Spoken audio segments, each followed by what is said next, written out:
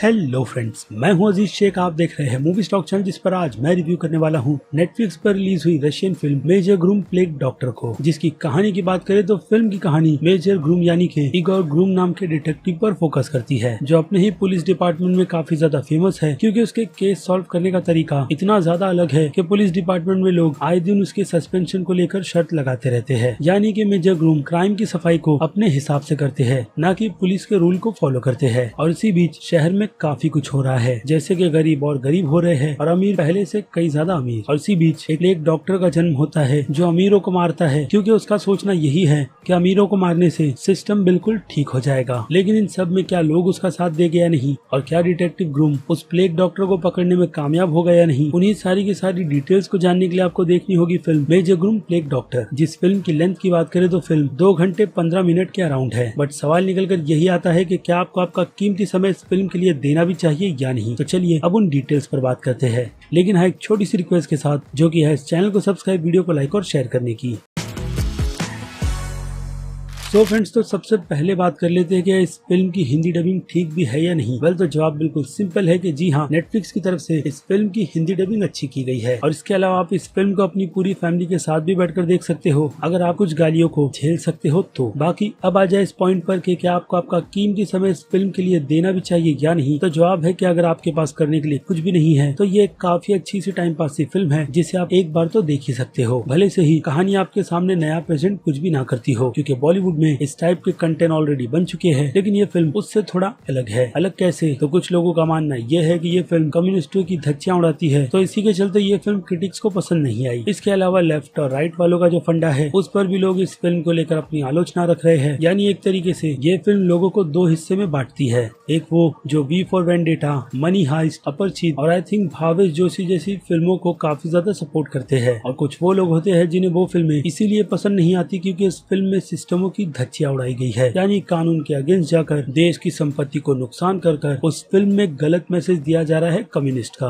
लेकिन अगर आप इन सभी झमेले से बाहर निकलकर यानी कि न्यूट्रल रहकर सोचो, तो ये सोच कुछ हद तक ठीक है, हद से ज्यादा बिल्कुल भी नहीं। हद से ज्यादा ये फंडा यानी कि कम्युनिस्ट का फंडा छोड़ दिया जाए तो एक क्रांति की बात अगर मैं इसमें ऐड करूंगा तो बिल्कुल ठीक रहेगा। जैसे कि अगर सरकारें हिटलर जैसी हो जाए तो किसी न किसी को तो आगे निकल कर आना ही होगा, और बाद में हिस्ट्री क्या होगी उसके बारे में आप सभी को पता है। और चे गुवेरा ऐसे कई सारे लोग हैं जिन्होंने अपने बलबूते पर अपने देश को आजाद करवाया था। बाद में उनकी सरकार बनने के बाद उसमें भी वही सारे के सारे घोटाले हुए थे, क्योंकि इंसान एक ऐसा गिरगिट है जो हर बार रंग बदलता रहता है। इसलिए आप कुछ भी कर लो सिस्टम को ठीक करने के लिए, वो ठीक तो होगा ही, लेकिन फिर उसमें से कोई ना कोई दिमाग निकलकर अपना काम करना शुरू कर देता है। ऐसे में जरूरत न्यूट्रल होने की होती है, ताकि आप अगर पॉलिटिशियन की बात सुन रहे हो तो पॉलिटिशियन की बातों पर नहीं बल्कि उनके कामों पर उन्हें वोट देना चाहिए। यही फंडा आप बाकी दूसरे सभी मामलों में भी यूज कर सकते हो, चाहे वो बैंक हो या फिर कोई भी करप्ट सिस्टम। अगर सिस्टम करप्ट है, आपको पता है, तो आपको उससे दूर रहना चाहिए। लेकिन ये चीजें बोलने में आसान लगती है, क्योंकि ऐसा बिल्कुल होगा नहीं, और ऐसे लोग यानी कि एक सोच के लोग दुनिया में पैदा नहीं होंगे। इसलिए 2 किस्मों की फिल्में बनेगी, जिसमें कुछ लोग उसे सपोर्ट करेंगे और कुछ लोग बिल्कुल भी नहीं। और अब बात करें मेरी, तो मैं इस फिल्म को टाइम पास के हिसाब से ही देखूंगा, क्योंकि जैसे कि मैंने आपको कहा, इस फिल्म में जो सोच हमारे सामने प्रेजेंट की गई है वो सोच अच्छी है, लेकिन उसका पे ऑफ नहीं। यानी कि नतीजे जो फिल्म का प्लेग डॉक्टर लोगों के सामने रखता है कि अगर कोई ऑप्शन नहीं तो मारना ही एकमात्र ऑप्शन रहेगा। हालांकि ये फिल्म कैरेक्टर्स डेवलपमेंट के नाम पर बिल्कुल ही कचरा है, क्योंकि किसी भी कैरेक्टर को इस फिल्म में बिल्कुल भी डेवलप नहीं किया गया, जो कि मैं ऑनेस्टली कह रहा हूँ। और इसी कारण से हमारा कनेक्शन फिल्म के किसी भी कैरेक्टर से इतना ज्यादा बिल्कुल भी नहीं बनता। लेकिन उनके सोच और जो मैसेज की यहाँ पर डिलीवरी की गई है, वो अगेन लोगों को 2 हिस्सों में ही बांटेगी। डिपेंड आप पर करता है कि आप इस सोच को किस तरीके से अपने दिमाग में बिठाते हो। जैसे कि मैंने इस फिल्म को देखा, इसके मैसेज को समझा और फिल्म को बस फिल्म के हिसाब से ही छोड़ दिया। लेकिन वी फॉर वेंडेटा जो हमारे इंडिया में बैठा हुआ एक महान क्रिटिक उसे 0 जैसी रेटिंग देता है, तो ये वही सोच के लोग हैं जिनका कहना यही है कि सरकारें जो कुछ भी कर रही है हमारे भले के लिए कर रही है, इसीलिए आंख बंद कर लो और जो होता है बस उसे आंख बंद कर देखो, या फिर देखो ही मत। लेकिन ऐसी सरकारें उसी दीमकों की तरह होती है जो पहले तो दिखावे के हिसाब से उन लोगों का दिल जीतती है जो लोग उन सरकारों को सपोर्ट करते हैं, और बाद में उन्हीं के हिसाब से काम करती है, यानी कि बाकी दूसरे लोगों को नीचा दिखाती है। और जब उनका वो मकसद पूरा हो जाता है तब वो लोग बात करते हैं विकास की, जिस विकास के नाम पर फिर उन लोग लोगों के भी रास्ते लगाए जाते हैं, लेकिन इन जैसे लोगों को बिल्कुल भी दर्द नहीं होता। भले सही सरकारें पेट्रोल कितना भी महंगा क्यों ना कर दे, ये लोग 1000 रुपए तक का पेट्रोल डालेंगे क्योंकि ये लोग सरकार के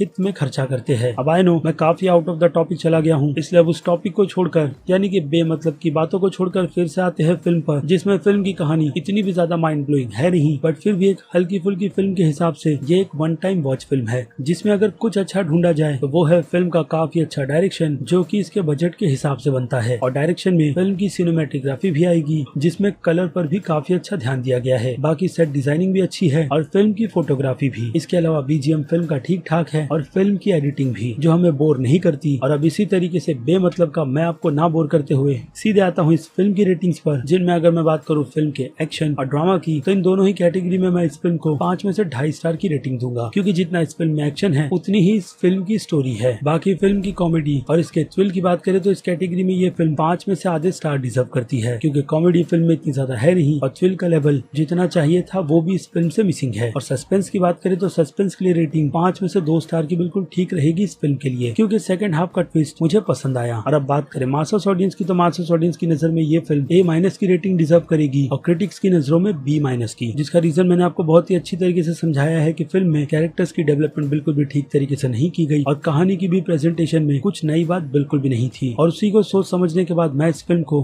B की कैटेगरी में डालूंगा, जिस पर अब आपकी क्या राय है उस बारे में आप मुझे कमेंट करके जरूर बताइएगा। उसी के साथ साथ इस वीडियो को लाइक कर भी। बाकी अब फिर क्या, खत्म करते हैं वीडियो को यहीं पर। मैं हूँ अजीज शेख, आप देख रहे थे मूवी स्टॉक चैनल, जिसे अगर आपने अभी तक सब्सक्राइब नहीं किया है तो सब्सक्राइब कर लीजिए और बगल में बने हुए इस बेल आइकन के साथ साथ नोटिफिकेशन को भी ऑल पर क्लिक कर दीजिएगा। बाकी मैं मिलूंगा जल्दी आपसे दूसरी किसी वीडियो में किसी और फिल्म या फिर किसी और सीरीज के टॉपिक पर बात करते हुए। तब तक के लिए आप मेरे चैनल के बाकी दूसरे वीडियोस को एंजॉय कीजिए। Till then bye.